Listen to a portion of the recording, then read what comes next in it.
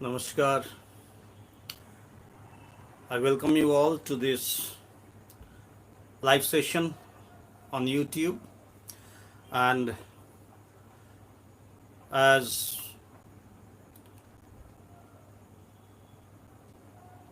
we have already uh, discussed three sessions on Isha Upanishad, so today is the fourth session on Isha Upanishad. And it was really wonderful to see all your support and your love, especially for Vedanta, for Upanishads, and it was really beautiful to see. And thank you all one by one joining. So I welcome Indranidi and then Srilekha and everyone. All of you are really welcome to this fourth part of the uh, live session on Isha Upanishad. So Bagus from Indonesia, welcome my friend.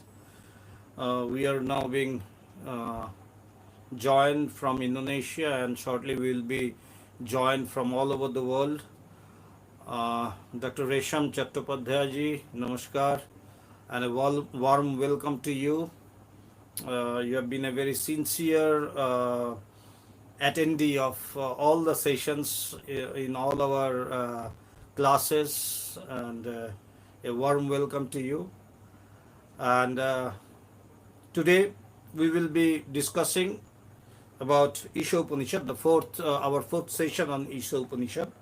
So as we know that Yuri from USA, welcome Yuri. So Yuri has been working a lot. Everyone is working a lot, but yes, Bagus, Yuri, you are really doing wonderful job out there in Asia, in USA, and all over the world. So it is nice to see that the message of the Upanishads, which is really life-giving, life-saving, and which proclaims the wonderful message of truth, of love. Laura from UK, England, from London, welcome. Aini from Hong Kong, you are also, from Malaysia, you are also welcome. So it is really nice to see that this wonderful message of truth, of love, of peace, of hope, these are spreading all over the world. And it is really nice to see that the aim or the motive with which the International Vedanta Society was established by Bhagavan to preach the message of Vedanta, of the woods, to each and every soul, to each and every heart. So that has been working wonderfully, and we have been constantly endeavoring for the last 35 years for Bhagavan and for the International Vedanta Society as an organization for the last 31 years that we are trying to infuse this message of Upanishad, the message of Vedanta, to each and every possible heart.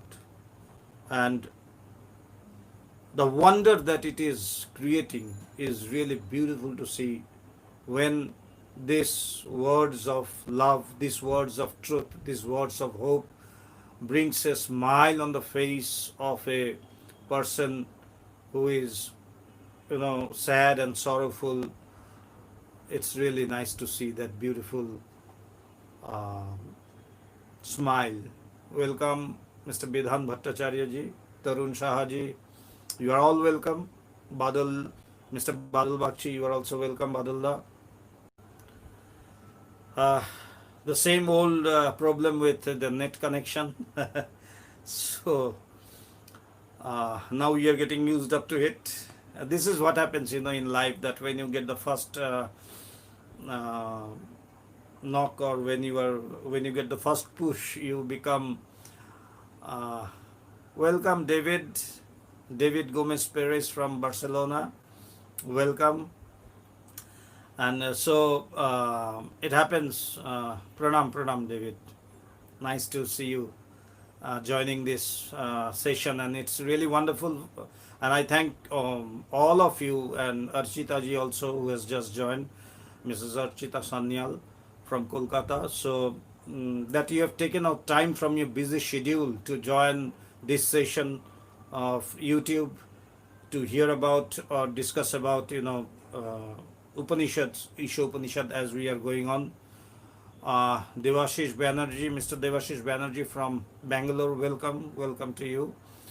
And yes, of course, I would also like to add here that if any one of you have any questions, you can ask me, I will try my best to answer. Actually, as Bhagavan says that it is not that we have come here to teach or preach. Actually, we have come here to share the ideas, share the message of Upanishad. It's for everyone, irrespective of any caste, creed, sex, religion, nation, anything whatsoever, any discrimination whatsoever, any division whatsoever. So it's the universal message. So it's for everyone. So we are all on this path of truth, in this path of rectification, self-rectification, as it is said in Vedanta, that Vedanta is the rectification of the self. It is the process of self-rectification, to rectify oneself and gradually to reach that ultimate truth, which is known as Atman or Brahman. Welcome, Ms. Barnali Banerjee from Dattafulia. You are welcome.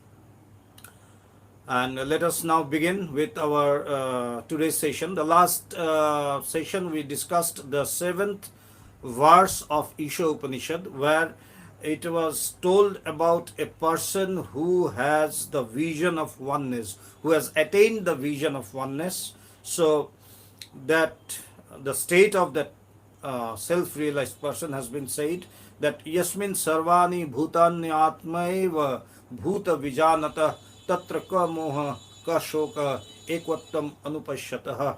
So that means that one who has realized, one who has known this supreme reality, one who has realized this supreme reality, to him all those beings has become the self, the entire universe has become the self. And at that time, when the entire universe has become his own self, then he does not have any more delusion or sorrow, to the man who realizes the absolute oneness of the self, that in my real self, in the real nature of the self, as said by Swami Pavitranandaji beautifully, that in the real nature of ourself we are one and indivisible. So to a person who has attained this vision of oneness, to him or to her, there remains no more delusion or no more sorrow. Welcome, Mirama from Indonesia. So now we will be moving to the 8th verse, 8th sloka of Isha Upanishad. So the 8th sloka, till the 8th sloka, the first sloka has been it is said to be the gist of the essence of Isha Upanishad, and then in the next sloka it has been said about a person who wishes to have a long life, how will he live. And then we come to know in say the next few verses, we come to know the nature of the self. It has been discussed, and this is the last one where the nature of the self is discussed, the 8th verse. And from the next one it will become a bit tough, but we will try to understand, we will try to comprehend in the best possible way. So their things are a little bit different, because up till the 8th verse, the nature of the self has been described. Though it is not describable, it is totally indescribable and inexplicable, but still this has been the very aim or the very effort of all the rishis and the munis and the self-realized person, to make an effort to the best possible extent, to uh, express the inexpressible, to uh, describe the indescribable. So let us go on with the 8th verse. It has been said that Saha Paryagat Shukram Avakyam Avranam Asnaviram Shuddham Apapaviddham Kavih Manashi Paribu Swayambhu Yatha Tathyatah Arthan Vyadadhat Sashwatibhya Sambhavaya. It's a big sloka. So what does it say? What does it mean? Saha. Saha Paryagat. Saha means he. Paryagat means the all pervasive, like space. The space is said as all pervasive. So he, all pervasive, like the space, is, how is he? Shukram. What is Shukram? Shukram means bright. That which is bright and pure is known as Shukram. So he, like the all pervasive, like space, how is he? He is pure and bright. Akayam. Kaya means this body, this form. So akayam means he is formless. He is bodiless. He is without any body. And then avranam. Avranam means without any wound, without a scratch, scratchless, woundless. It is said that Brahman is taintless. So it is without any scratch, without any wounds. And then asnaviram. What is the meaning of asnaviram? Without sinews, that is without power or strength. That means, what does it mean without power of strength? That means the physical body or the form, physical form of Brahman has here been negated. Because it has been said that it is akayam, it is bodiless, it doesn't have a body. So that which doesn't have a body, that which doesn't have a form, doesn't have strength. Therefore, is with this word Ashnaviram, the physical existence or the physical body is negated. Shuddham. We know what is Shuddham. That is taintless. Devoid of, it is devoid of any dirt of ignorance. There cannot be the physical dirt because it doesn't have a physical existence in the way we know that things exist. So it is devoid of the dirt of ignorance, and therefore the causal body is also negated. Dirt of ignorance means it's not the physical dust, the dust of ignorance. So the dirt of ignorance, when it is not there, when it is devoid of the dirt of ignorance, that means firstly the physical body is negated, and now the causal body has been negated. And then apapaviddham. Pap means sin. Apapaviddham means it is untouched with sin. It is not touched with sin. Kaviya. Kaviya, that means, Kavi means which is omniscient, which knows everything, which is the seer of all, which is the observer of all, is Kavi.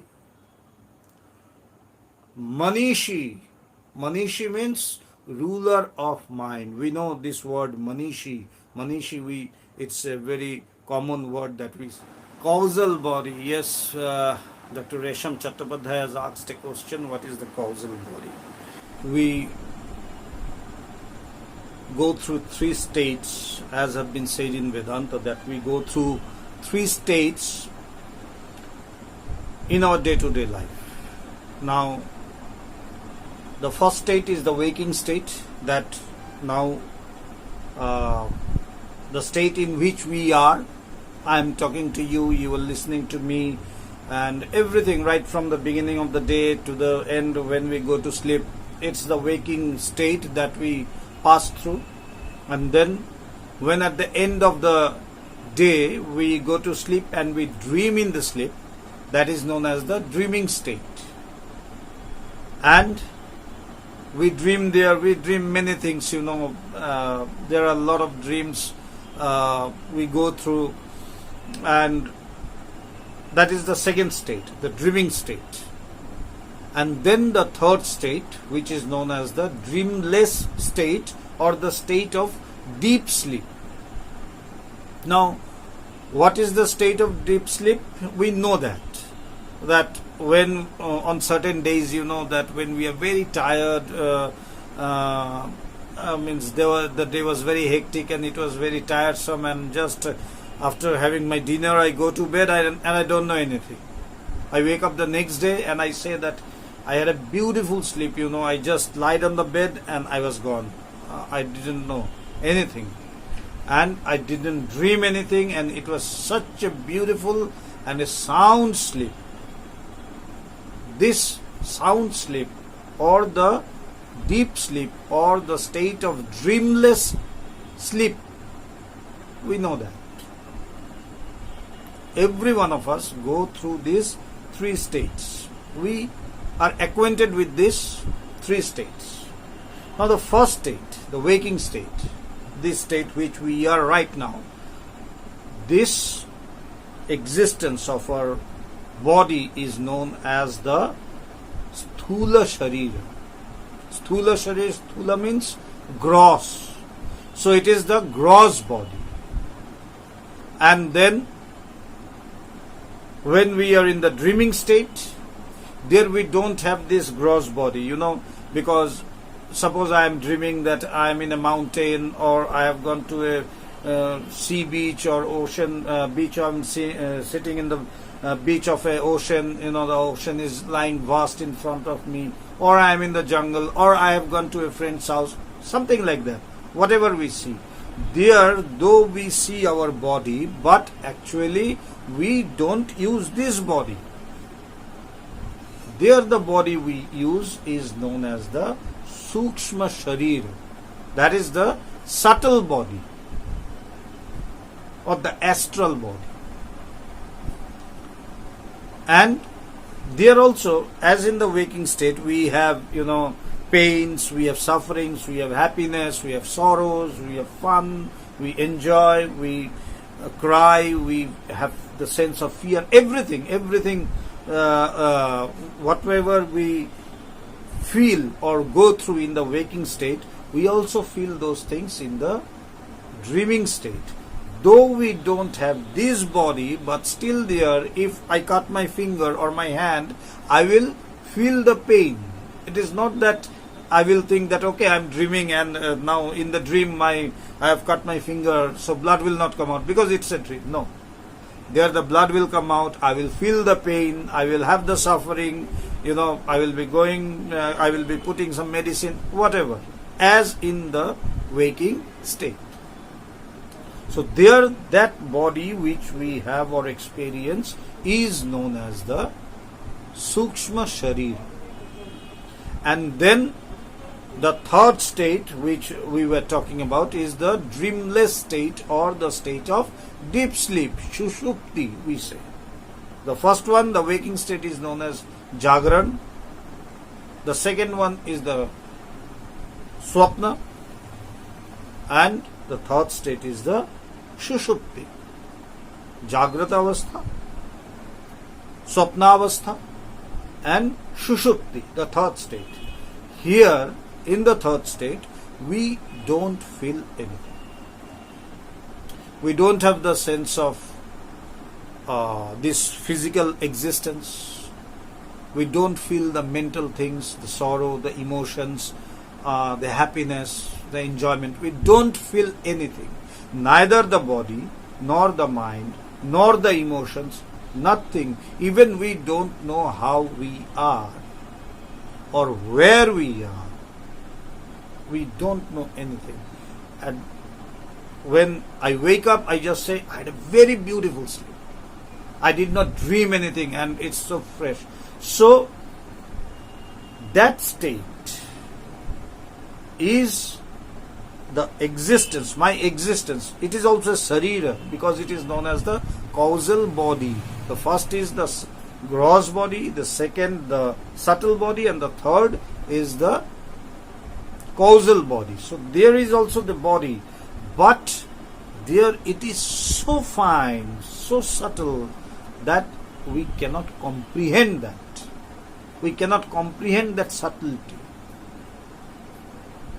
So that is why this plane or that one, that causal body, is said to be unexplainable. It is said to be unexplainable and without a beginning. Nobody knows where this causal body begins, but it is not that it is without end. On realization, this comes to an end. So it is without a beginning. And how is it? Ignorance. It is in the form of ignorance. Why ignorance? Because when we wake up in the morning, we don't know anything. I cannot say where I was, how I was. We cannot say anything about that place, about that state. And I am ignorant about the truth. So it is in the form of ignorance of truth. And it is also known as the Karan Sharira. Karan Sharir means causal, means Karan. Now, causal means a cause, Karan. Of what? If there is a cause, there must be an effect. If there is an effect, there must be a cause. So, it is known as the Karana Sharir. So, what is the Karya, the effect? The subtle body and the gross body. That is the effect of this Karan Sharira or the causal body. So, this is the causal body, which is actually unexplainable, because we don't know that place, because we are ignorant of truth. We don't know about that place, how we exist, but we know that we exist, because when I wake up, I say, I did not have any dream. I did not dream anything, That means there was my existence. I must have existed, else I cannot say or I cannot give the proof that I have existed. So, there is an existence.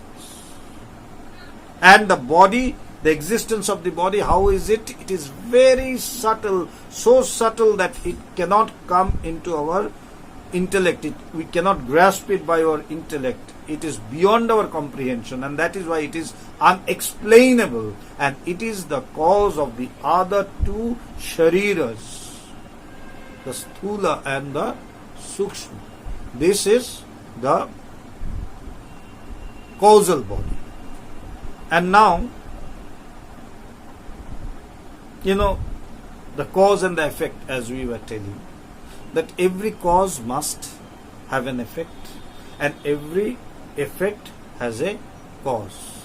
Like it is very widely said in Vedanta that if there is a mango tree and you have mango, when we take that mango and when we eat that mango, we get a seed of the mango, and then we throw it maybe in the earth, or we plant it somewhere, we put it in the ground, and then from that seed comes out, sprouts a new plant. That plant gradually grows up and it takes the shape of a big tree with a big trunk, many branches, innumerable leaves, and then flowers, and then the fruit again. So where were all these flowers and fruits and leaves and branches and trunks? Where were they? They were actually in the seed, only in an unmanifested form. So the tree is the effect and the seed is the cause.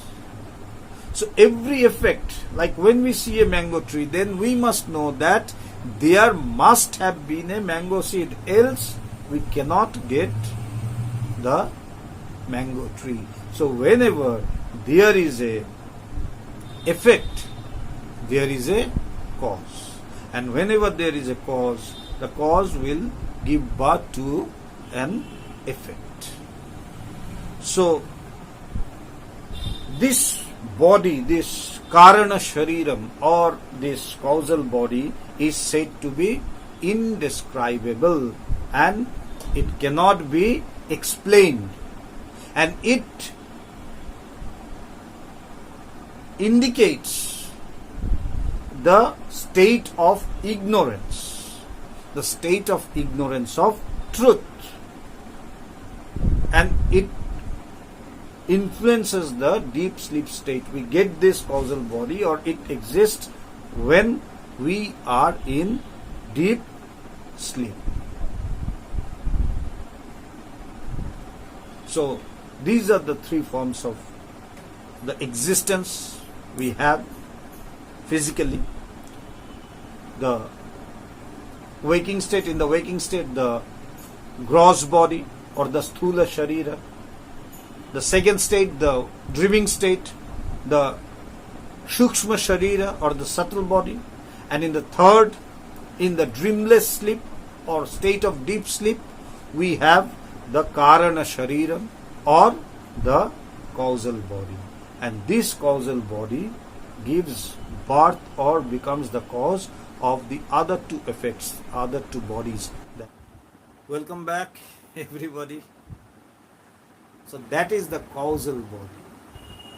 So Brahman is without any body whatsoever, without any form whatsoever, and that is why it is said to be akayam. It is bodiless. It is bereft of a physical body. It is that is a gross body, that which we are having right now, the sense of the feeling that which we are having right now, the sense of the feeling of my physical existence. So it does not have a physical existence, it does not have a subtle existence, it does not have a causal existence.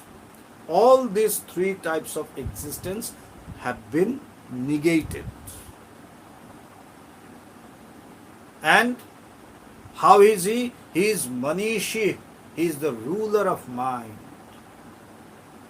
As has been said in one of the Upanishads very beautifully, Yan Manasa Na Manute. It's a very, one of my favorite shlokas. So that is why I often repeat it, that Yan Manasa Na Manute, Yena Hur Mano Matam, Tadeva Brahmatvam Vidhi, Nedam Yadidam Upasate. That whom the mind cannot think, but by whose inspiration the mind thinks. Know that to be the self, and not, or know that to be Brahman. Tadeva Brahmatvam Vidhi. Know that to be Brahman, which inspires the mind to think, but whom the mind cannot think. Know that to be Brahman, and not that which one worships as being outside of him. So this has been the very motive of the Upanishads, to time and again proclaim to time and again stress upon the identification of the individual self with the Supreme Self, that you are verily the Supreme Self. You are Brahman whom you are searching. You are Atman whom you are searching for. And it is not something else outside of you. And that is why it has been said, Tadeva Brahmatvam Vidhi Nedam Yadidam Upasate. Upasate means worship. It is not, Brahman is not that which one worships as being outside of himself, because it is verily your real nature. So, he is the ruler of mind and he is Paribu. Mr. Devashish Banerjee is telling that this is a bit intricate. Please explain. Then I have to shift to a different Upanishad. Anyway, it's after all Upanishad. But it has been said, means in the Upanishads, the beauty of the Upanishad, actually, these Upanishads are so rich. They are so beautiful. But unfortunately, very rarely do we get to know the essence and the real message of Upanishads. Not to talk about the realization. To know, just know. However, we have been fortunate enough, especially we, those who have been in touch with the International Vedanta Society, those who have been in the company of Bhagavan, that Bhagavan has been telling this essence in a very lucid and easy manner, just the way he explained the causal body, it's so beautiful, explaining a tough thing, the essence of Vedanta, just with small, examples. And those examples are of our day-to-day life examples. So it is really unfortunate that we till now could not spread the message and the essence of the Upanishads. It's really unfortunate. Had we been successful, means not we as a society, but we as human beings, we as the humanity, had we been successful, then the humanity would have been much, much more stronger, beautiful, pure, and beautiful, really wonderful. But that is how it is. We have to accept the fact. So, in the Upanishads, you will find dialogues. It's not a monologue. There is a dialogue. The Guru and the disciple. There are many Upanishads where the opening shloka has been said by the disciple, Shishya. And what does he do? He asks the Guru about the truth.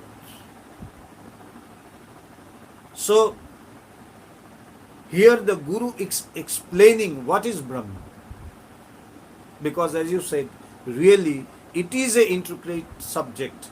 But if we come to hear about it time and again, which is the grammar or which is the process of the Upanishads, which is the process of Vedanta, the self-realization, in one of the sections in Hindi, Atma Bodh Ki Aur, we have discussed this, the process of self-realization, that you have to hear about the self, the real nature of yourself from a self-realized person. So when we time and again come to hear about the real nature of ourselves from the self-realized person, from the Guru who is a self-realized one, then these things gradually come into our comprehension. We can comprehend them gradually.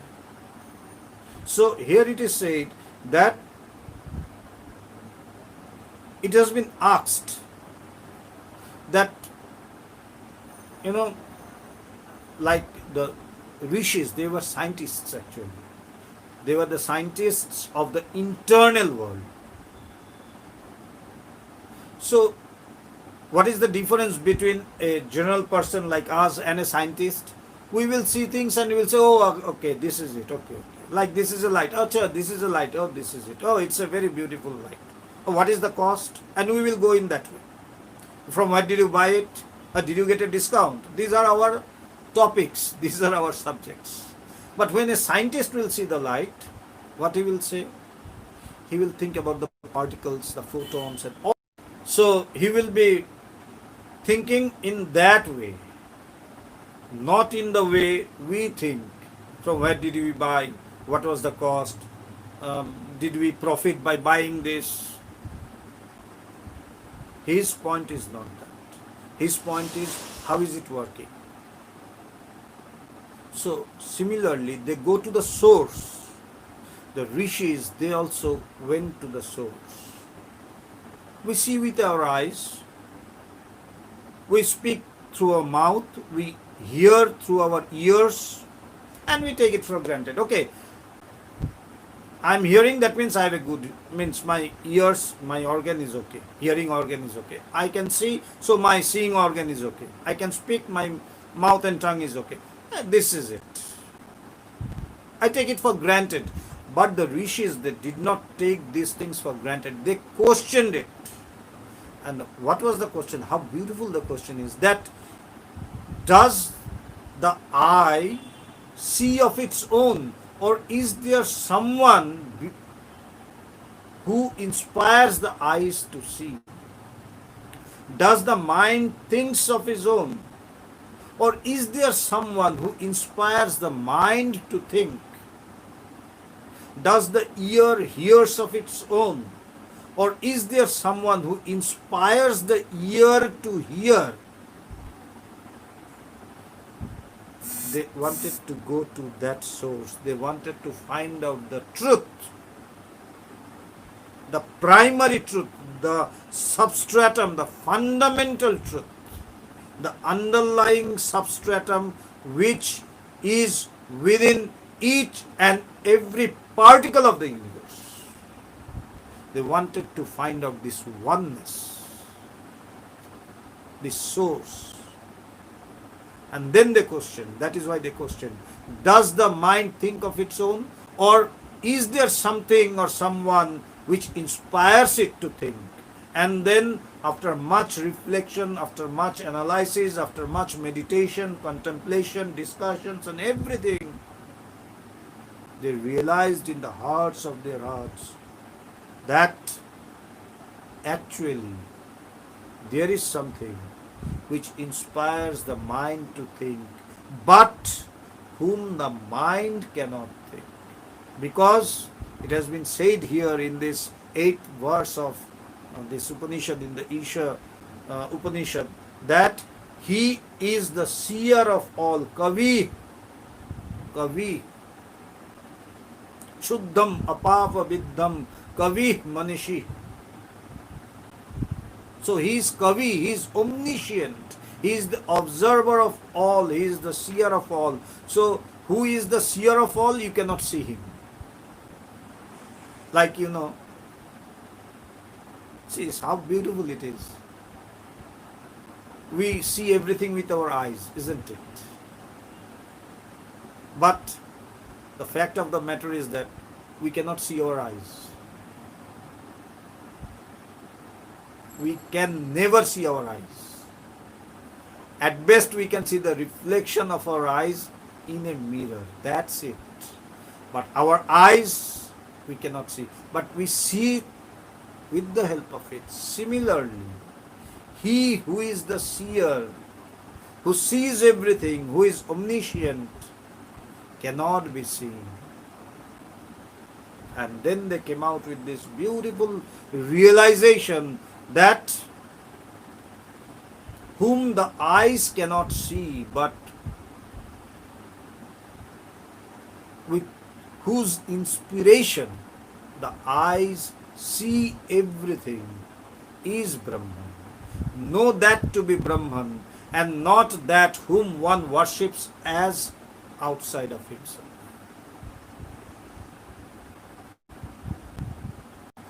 So him the mind cannot see. The mind cannot think.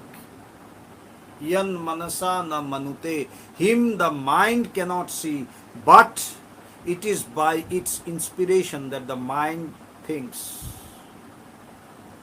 So the mind cannot think of it, but it is by its inspiration that the mind thinks. Know that to be Brahman, whom the mind cannot think, but with whose inspiration the mind thinks. Know that to be Brahman, and not that which one worships as something outside of himself. So the meaning is to go inside, to bring us inside. Our natural tendency is to look outside, which is said as vahirmukhi. Our mind is vahirmukhin, that is, it's always going outside, hankering after the external world. But this world is the internal world. So the aim or the motive of the rishis or the self-realized persons is to bring us within ourselves. That is why they say, come on, sit down, sit down. Don't be so restless. Sit down, close your eyes, meditate a bit, sit quietly. That means at the very first time, what do? They stop our running after this world externally. Though I am sitting in front of Bhagwan, or I am sitting in my chapel in my house, or maybe in a prayer hall in an ashram, though I am sitting there quietly, I am not running after the world, but my mind runs, isn't it? It is not so easy to keep my mind, though I can keep my body within the four walls of that prayer hall or my chapel, but it is very hard to keep my mind within the four walls. No. Now this lockdown and everything is going on, we are confined to the four walls, but our mind never. So what does the Guru do? He first stops our external running after the world. Stop. You have ran after the world for quite a long time. It was a long run. Now stop. Take some rest. Pause a bit. Think over it. Ponder over it. Contemplate on it. Go inside. That is the beginning of religion. When I stop my going outside, my means not my physical body, my mind. When I stop my mind and stop it from going outside, and gradually I train it to go inside, that is the beginning of religion. And then gradually I come to know that which I have been searching for all along my life, and I have been running here and there to all the corners of the world, for which I was running, that is actually kept in me. And not only kept in me, afterwards when I develop further in the spiritual world, then I will see that not only that truth, or that whatever name we may give it, God, Atman, Brahman, truth, consciousness, self, supreme self, whatever truth, doesn't matter. It's just a name. The thing is entirely different from it. So then I come to know, when I develop further, then I come to know that it is not that it is kept within me. Actually, I am one with it. Tat Tvam Asi Ketu. O Shetuketu, thou art that. You are verily that Brahman whom you have been searching for. You are verily that truth whom you have been searching for. So, this is the aim of Vedanta, of Upanishad, to help us realize, and it proclaims that in our real nature we are one with that Supreme Self. We are one with Brahman. We are verily that Brahman. That is the meaning of that sloka. That whom the mind cannot think, but by whose inspiration the mind thinks, know that to be Brahman, and not that whom one worships as something outside of himself. Yan manasa na manute, yenahur mano matam, tadeva brahmatvam vidhi, nedam yadidam upasate. So let me continue with the, I don't know whether I did not just get it. If anyone of you have any questions, because I was really immersed in this topic. It's really a wonderful, wonderful, means the message of the Upanishads, they are so intense, they are so deep, that you really forget everything. So let us again come to the 8th sloka of, and again I say, if any one of you have any questions, please do write in the comment section, or even now, so that we can just take it up as we just took it. A question by Mr. Devashish Banerjee. So now, how is the Brahman? That it is all pervasive like space, and it is akayam, bodiless, it is avranam, without any wound, it is scratchless, and it is asnaviram, it is without sinews, that is, it is without any power or strength. That means, what does it mean? That the physical body is of Brahman is negated, and then it is shuddham, it is taintless, it is devoid of any dirt of ignorance, and that negates the possibility of a causal body. Apapa vidham, that is, it is untouched with sin, it is taintless. Kavi, it is omnipresent, it is the seer of all, it is the observer of all, and that is why it cannot be seen. It is the seer. That which is the seer of all can never be seen, like our eyes. Our eyes sees everything, but we cannot see our eyes. At best we can have the reflection of it in a mirror, but that's a reflection, that's not my eye. And then Manishi, it is the ruler of mind. So that is why that sloka which I said, that because it is the ruler of mind, so the mind cannot think of it. It inspires the mind to think. It is paribuh, that means which exists above everything else, which is the supreme, the absolute. So it is paribuh, it is swayambhu. We know what is swayambhu, which is self-existent. Like at times we say, that swayambhu Shiva. At times, our true self cannot be observed. No, it is the observer of everything. I think this is Mirama who asked the question. It is the Mirama from Indonesia, I think. So, it is the observer of everything. It is the seer of all. It is the observer of everything. So, it cannot be observed. Then how can it be known? How can it be realized if the mind cannot know it because it is the ruler of mind? If I cannot see it because it is the observer of all, so then how can I know it? I realize it by becoming it. I become one with it. That is, so that is the, I cannot get your name. I'm very sorry.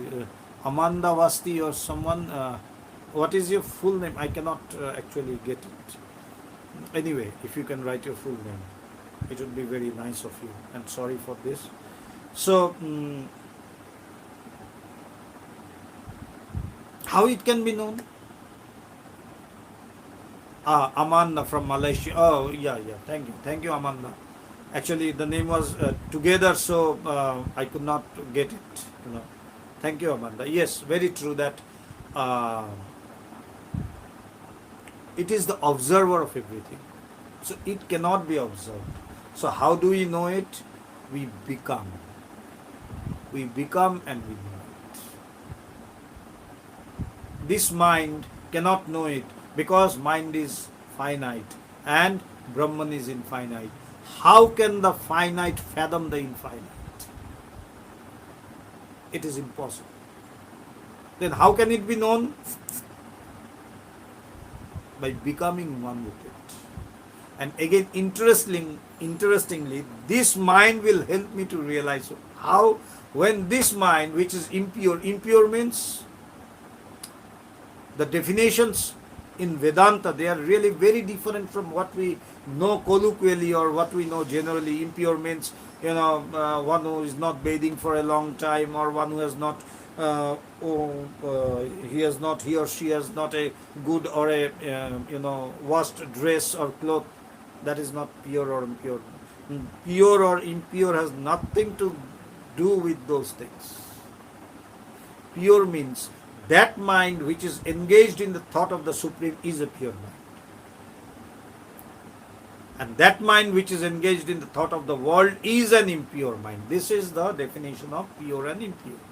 So the impure mind, when it gradually, on hearing about Vedanta time and again, and reflecting upon the words of Vedanta, analyzing upon the truth which he has heard, and then contemplating on it, when it gradually becomes pure upon thinking again and again, this truth, the real nature of the self, the real nature of truth, then it becomes pure. And when it becomes or comes to such a state that there is no other thought other than the thought of Brahman, other than the thought of this truth, of this supreme reality, or this real self of ours, then upon that pure, fully pure mind, there is a reflection. Like, as we said, I cannot see my eyes. At best, I can see the reflection of my eyes in the mirror. Similarly, the Brahman is reflected on this pure mind. And then all the impurities are gone forever. And when it sees its nature, though reflected, it cannot keep its own identity. This pure mind even cannot keep its own identity, and it dissolves in the source, in the original self, in the real self. As in the words of Sri Ramakrishna, beautifully explained, as I was telling, like persons like Sri Ramakrishna, who are of the greatest order of self-realized person, who are God incarnates, like Bhagavan. Sri Ramakrishna, how did he explain wonderfully this beautiful essence of the identification of the Supreme Self with the individual self, that a puppet, a doll made of salt, has gone to the sea to measure the depth of the sea, of the ocean. It has gone to the depths of the sea to measure the depths of the sea. No sooner did it enter into the water of the sea or the ocean, it melted, because it has reached its source. Salt comes from ocean water or sea water. So when it reaches its source, it melts, it dissolves. It cannot hold back its identity. Similarly, when this impure mind gradually becomes pure, and when there is just one thought of the Supreme Self is left in me, and it is fully ready to accept that truth, then what happens? The truth or Brahman is reflected on this pure mind and seeing its source, seeing its original nature, this pure mind cannot hold itself back. It dissolves and becomes one with that real self, one with that supreme self. And then he, if you can say it knows it, whatever word you may give, but actually words are really confusing. Words are really confusing. That is why in the Upanishads, with the help of the words, it has been said that from there mind and words come back rejected. Like we see, in maybe in military areas or somewhere like that, army areas, trespassers restricted. Similarly, the mind and the word, the mind along with speech, they rebound, they come back rejected from the truth. There is no entry of mind or speech there. So there they come back. As just Mr. Devashish Banerjee said rightly, that mind, speech, these are all limited. And with the help of these limited instruments, we can never fathom the unlimited, the infinite. And that is what has been time and again stressed and said by the Upanishads, that know that you are not this limited body of yours, you are not this limited mind of yours, you are not this limited intellect of yours. In your real nature, you are the ever pure, divine, taintless, immutable, birthless, ceaseless, deathless Brahman. That is your real nature. Know it and become free. Know it and enjoy life. It doesn't say to not to enjoy life. Know this truth and then enjoy life. Then you will come to know the real enjoyment of life. Then you will come to know the real happiness of life. Then you will come to know the real meaning of life. Know this nature of yours. Know this real self of yours first. Realize it. And be free forever. So this has been the main note of all the Upanishads, of Vedanta, of Upanishads. They are synonymous. So it is the primary and the main note of the Upanishad to help us realize, to time and again knock us that you are of the nature of ever pure, ever divine, birthless, deathless Brahman. Know this real nature of yours, realize this real nature of yours, and be free. So, how is Brahman? Again coming, he is the ruler of mind. And Paribhu, he exists above everything else.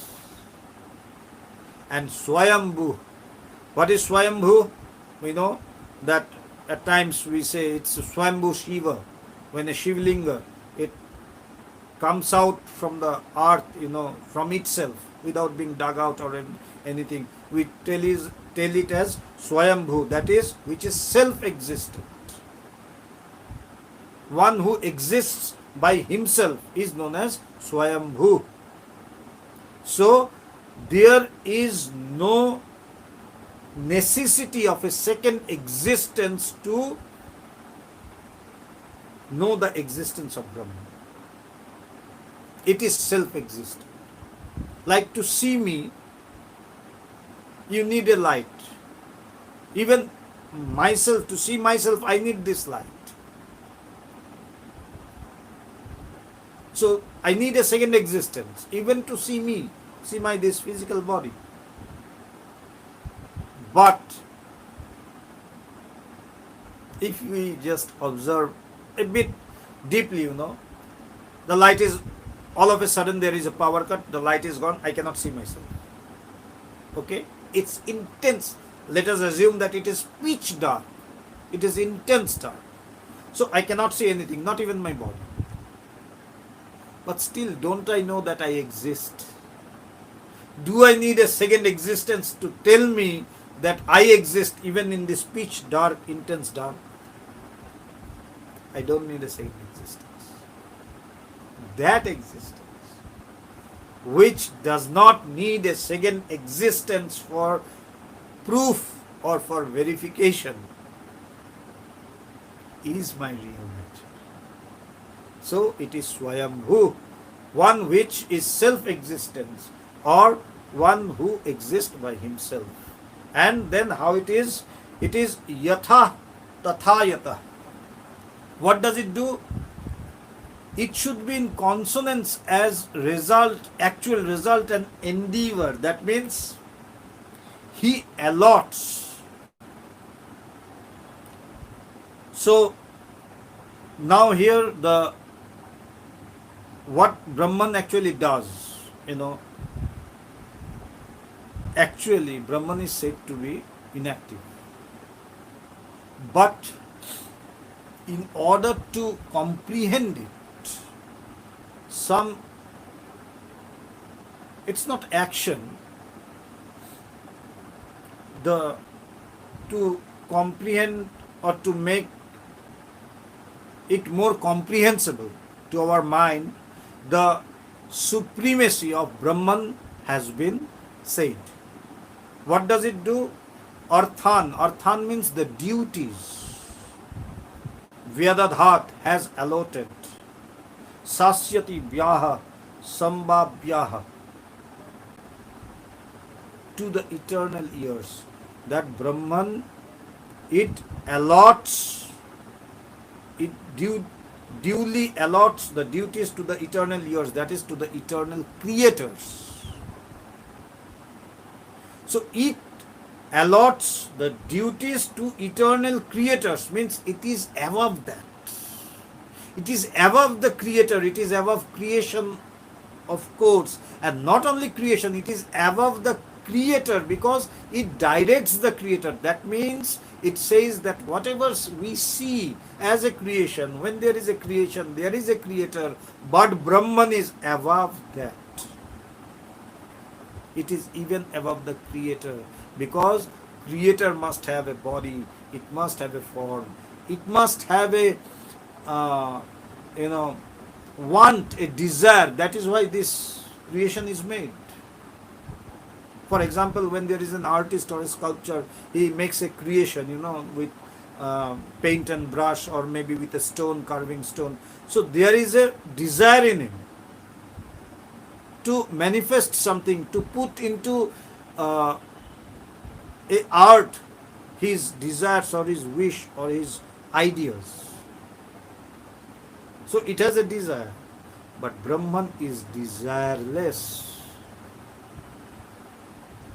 When there is a creation, there is a creator, and when there is a creator, then he must have a desire because of which he has created this creation.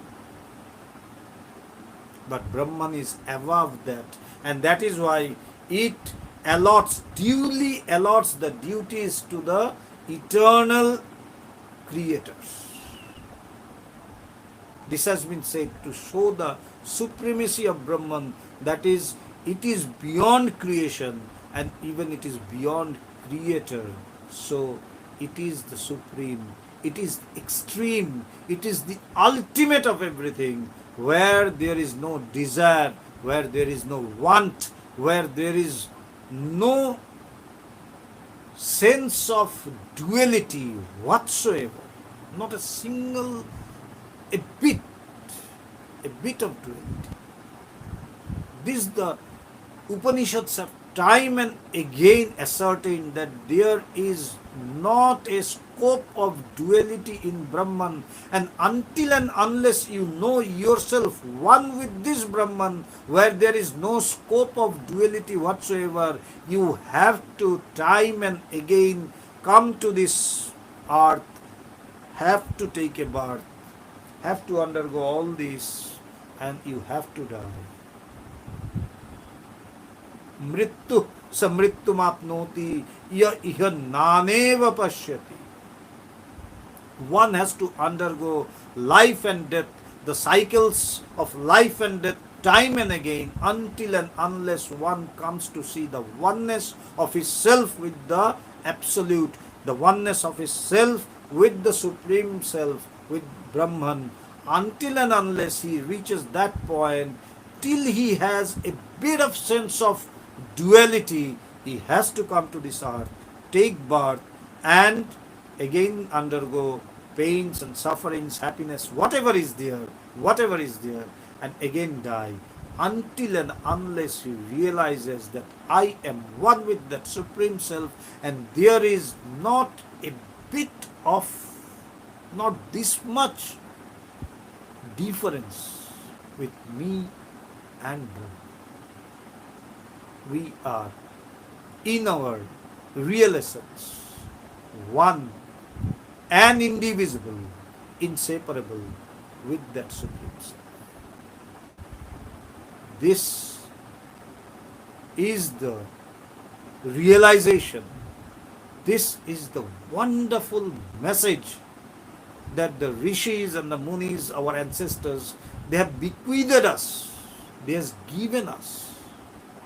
Such a beautiful gift to humanity, to the entire humanity, not to just one religion or one sect or one nation.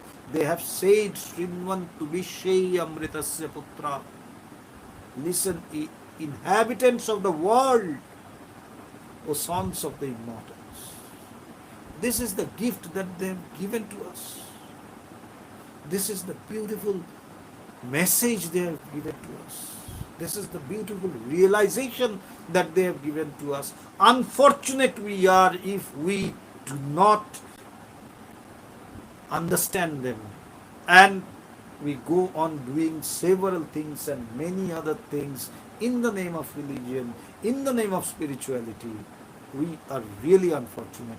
Yes, they are necessary. Worshipping of deity, chanting, they are of course necessary, but the ultimate aim is to intermingle or to mingle or to become one with that Brahman, to know myself one and indivisible with the Supreme Self.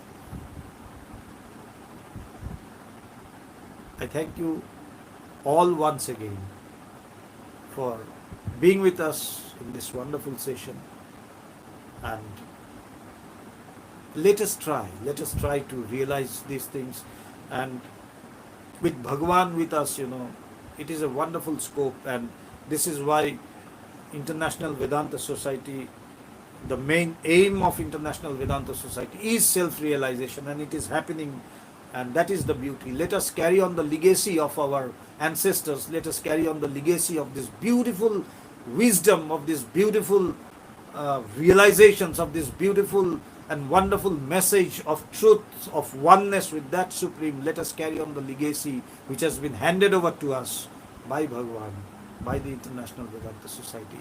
Let us reach out to one and all, and let us tell them, let us din into each and everyone's ear that you are one with Brahman, you are one with God, you are one with the Supreme Self. Know your real nature and be free. Be free. I thank you once again for being with us in this wonderful session. Thank you. Namaskar.